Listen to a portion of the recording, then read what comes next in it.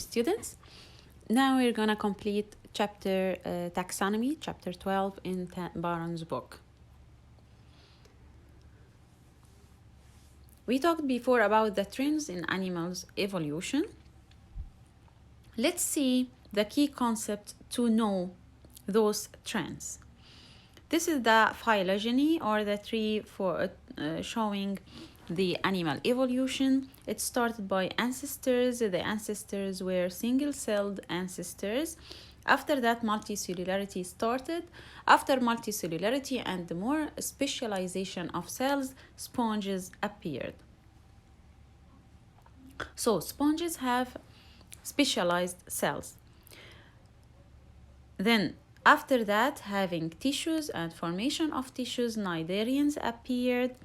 Then having three germ layers and bilateral symmetry, flatworms, roundworms having pseudocoelom, a body cavity that's not completely surrounded by mesoderm. After that, having coelom, which is a body cavity that's completely surrounded by mesoderm, mollusks, annelids, arthropods, then chordates, echinoderms, and all those 9 phyla. They have specific characteristics, and as you know, chordates are the most complex phylum among the 9 phyla. Let's know more about those phyla. Let's start with phylum Porifera, sponges. As you see here in those pictures, those are sponges. If I asked you which body symmetry do they have, actually they are asymmetric. They don't have body symmetry. They don't have true tissues. They have only specialized cells to perform certain function. Cells for reproduction, cells for getting nutrients, cells for getting rid of wastes. How do they get nutrients? They filter nutrients from water. They live in water, and they filter nutrients into a central cavity. How many germ cells do they have? They have only 2 germ cells. They have ectoderms and endoderms that are connected together by a layer called mesoglea. So they don't have 3 layers. They have only 2 layers.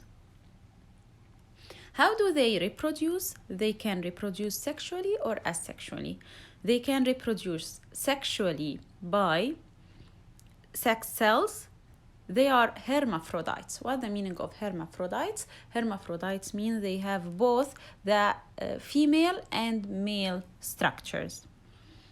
They can reproduce asexually by fragmentation. It means that if you took a fragment from a sponge, or if there is a cut in one of the fragments, the fragment will grow to a new individual.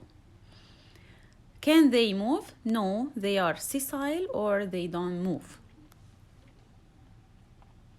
The next phylum, cnidarians, like hydra and jellyfish. Which body symmetry do they have? Radial symmetry. There are 2 body plan. The first plan is the polyp, vase-shaped. The polyp is sessile, can't move. Sessile means can't move, or medusa. The medusa, it's like an upside down ball shaped. This is the medusa, and it can move like a jellyfish. During their life cycle, they can reproduce sexually or asexually. Individuals that can reproduce asexually, which the individuals with the polyp body plan, and the medusa body plan can reproduce sexually. They have only 2 germ layers, ectoderms and endoderms. They can digest. Actually, they don't have systems. They only have tissues, specialized tissues, and they have gastrovascular cavity for extracellular digestion. For extracellular digestion means digestion outside the cell, not inside the cell. So it means that there is intracellular digestion. Yes, there is intracellular digestion inside the cell by organelles. Which organelles do you think will break down nutrients Yes, lysosomes. Lysosomes, they have enzymes that can break down nutrients.